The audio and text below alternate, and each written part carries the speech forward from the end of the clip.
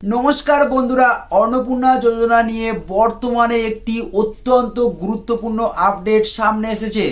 আপনারা অনেকেই জানেন যে এই প্রকল্পের অধীনে আবেদনকারীদের ভেরিফিকেশন অর্থাৎ তথ্য যাচাইয়ের কাজ বর্তমানে জোর কদমে চলছে। 30শে আগস্ট পর্যন্ত এই ভেরিফিকেশন প্রক্রিয়া চলবে। বর্তমানে বেশিরভাগ আবেদনকারীর ক্ষেত্রে স্ট্যাটাস চেক করলে আন্ডার ইনকোয়ারি দেখতে পাওয়া যাচ্ছে। এছাড়া সবচেয়ে উল্লেখযোগ্য বিষয় হলো যারা ইতিমধ্যে গত জুন বা জুলাই মাসে 3000 টাকা পেয়ে গিয়েছেন তাদের অনেকের ক্ষেত্রেও কিন্তু নতুন করে আবার ভেরিফিকেশন বা রিভ্যালিডেশন শুরু করা হয়েছে। অর্থাৎ যারা অলরেডি টাকা পেয়ে গেছেন তাদের মধ্যে অনেকেই নতুন একটি ফর্ম তুলে ফিল আপ করে নির্দিষ্ট জায়গায় জমা দিতে হচ্ছে। আজকের এই বিশেষ প্রতিবেদনে আমরা বিস্তারিত আলোচনা করব ঠিক কাদের নাম আবার নতুন ভেরিফিকেশনের তালিকায় আসছে, আন্ডার ইনকোয়ারি দেখালে আপনাকে এই মুহূর্তে ঠিক কী পদক্ষেপ নিতে হবে, আগামী আগস্ট মাসে কারা কারা টাকা পেতে পারেন, সবাইকে কি এই নতুন রিভ্যালিডেশন ফর্ম ফিল আপ করে জমা দিতে হবে এবং ভেরিফিকেশনের সময় আধিকারিকরা মূল কোন কোন বিষয়গুলো খতিয়ে দেখছেন। প্রথমেই আসা যাক সবচেয়ে বেশি আলোচিত প্রশ্নটিতে। যারা ইতিমধ্যেই গত জুন বা জুলাই মাসে 3000 টাকা পেয়ে গেছেন তাদের প্রত্যেককেই কি নতুন করে কোনো ভেরিফিকেশন ফর্ম জমা দিতে হবে? বর্তমানে বিভিন্ন এলাকায় বিভিন্ন পদ্ধতিতে এই তথ্য যাচাইয়ের কাজ চালানো হচ্ছে। কোথাও নির্দিষ্ট ফর্ম দিয়ে তা ফিল আপ করানো হচ্ছে, কোথাও কেবল পূর্বের তালিকা অনুযায়ী আধিকারিকরা যাচাই করে নিচ্ছেন, আবার কিছু কিছু এলাকায় কেবল মৌখিকভাবে ভেরিফিকেশন করছেন দায়িত্বপ্রাপ্ত কর্মীরা। সম্প্রতি সোশ্যাল মিডিয়ায় একটি ফর্ম বেশি ভাইরাল হয়েছে যার শিরোনাম রয়েছে অন্নপূর্ণা যোজনার পারিবারিক স্থিতি তথ্য সংগ্রহের ফর্ম, যেখানে আবেদনকারীর তথ্য যেমন অ্যাপ্লিকেশন আইডি, পরিচয়পত্রের নম্বর, পরিবারের প্রধানের নাম এবং সই করার জায়গা রয়েছে। তবে এই ফর্মটি সোশ্যাল মিডিয়ায় দেখা গেছে বলে যে পুরো পশ্চিমবঙ্গ জুড়ে এটি বাধ্যতামূলক হয়েছে এমনটা কিন্তু একদম নয়। এটি কিছু নির্দিষ্ট ব্লকে দেওয়া হয়ে থাকতে পারে, আবার অন্যান্য ব্লকে অন্য ধরনের ফর্ম বা অন্য নিয়ম চালু থাকতে পারে। তাই অহেতুক আতঙ্কিত না হয়ে আপনার নিজ এলাকায় খোঁজ নিন যে টাকা পাওয়ার পর রিভ্যালিডেশনের জন্য কোনো ফর্ম জমা দিতে হচ্ছে কিনা। সবচেয়ে গুরুত্বপূর্ণ বিষয় হলো আপনার নাম যদি ভেরিফিকেশনের তালিকায় এসে থাকে তবে স্থানীয় আইসিডিএস আশাকর্মী, অঙ্গনওয়াড়ি কর্মী, গ্রাম পঞ্চায়েত কিংবা পৌরসভা প্রতিনিধিরা নিজ থেকেই আপনার সাথে যোগাযোগ করবেন। অনেকের ক্ষেত্রে সরাসরি ফোন করা হচ্ছে, আবার কোথাও কোথাও কর্মীরা সরাসরি আবেদনকারীর বাড়িতে গিয়ে নথি পরীক্ষা করে দেখছেন। ফলে আগের থেকে না ঘাবড়ে গিয়ে নিজের পঞ্চায়েত বা মিউনিসিপ্যালিটিতে ভেরিফিকেশনের ধরন নিয়ে একটা খোঁজ নিয়ে রাখতে পারেন। এখন প্রশ্ন হলো, আপনি যখন স্ট্যাটাস চেক করছেন এবং সেখানে যদি এখনো আন্ডার ইনকোয়ারি দেখায় তবে আপনার করণীয় কি?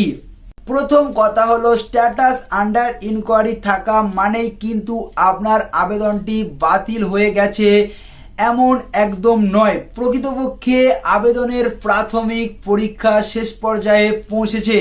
ইনকোয়ারি অফিসার আপনার আবেদনটি প্রাথমিক যাচাই করার পর তা ভেরিফাই অফিসারের কাছে পাঠাচ্ছেন এবং সেখান থেকে জেলা স্তরে চূড়ান্ত অনুমোদনের দিকে এগোচ্ছে।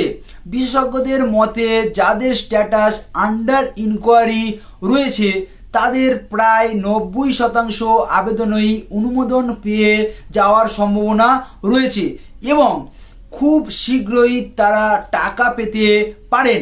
এবার জেনে রাখা দরকার বাড়িতে এসে বা নথি পরীক্ষার সময় ইনকোয়ারি অফিসাররা ঠিক কোন কোন বিষয়গুলো প্রধানত যাচাই করে দেখছেন।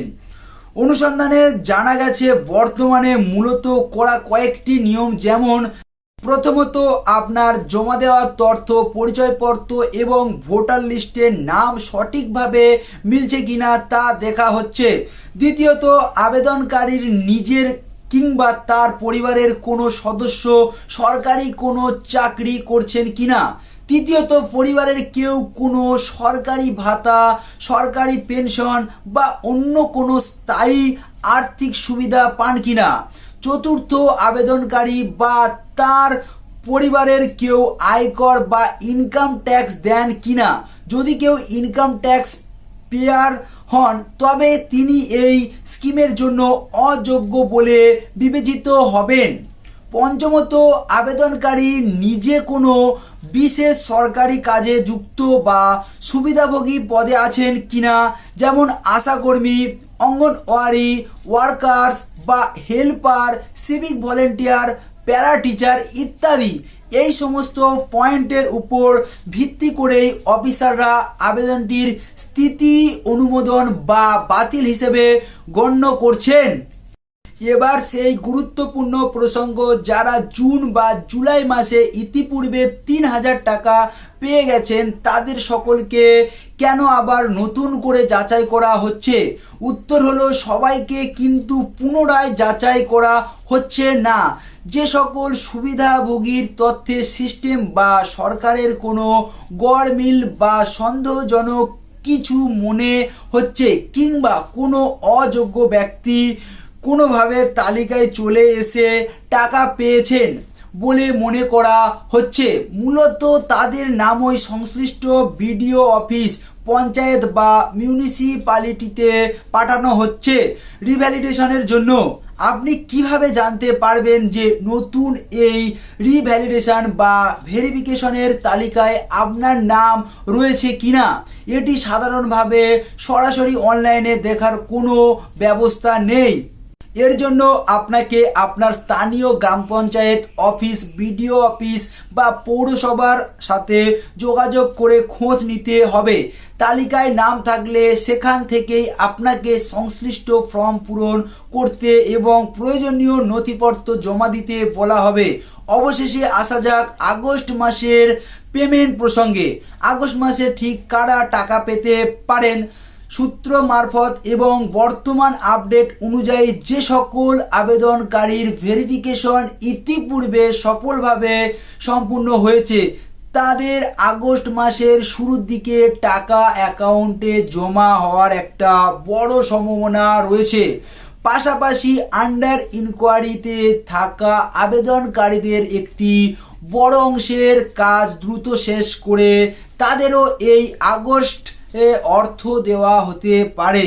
তবে মনে রাখবেন, সরকার কর্তৃক কোনো চূড়ান্ত অফিসিয়াল বিজ্ঞপ্তি জারি না হওয়া পর্যন্ত বিষয়টি প্রক্রিয়াধীন হিসেবেই ধরে নিতে হবে।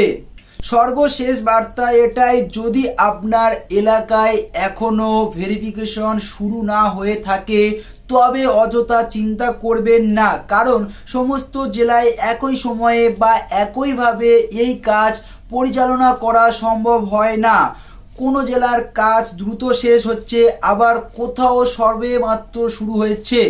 তাই অন্য জেলার আপডেট দেখে বিভ্রান্ত না হয়ে নিজের এলাকার খবরের ওপর আস্থা রাখুন এবং প্রশাসনিক নির্দেশের জন্য অপেক্ষা করুন।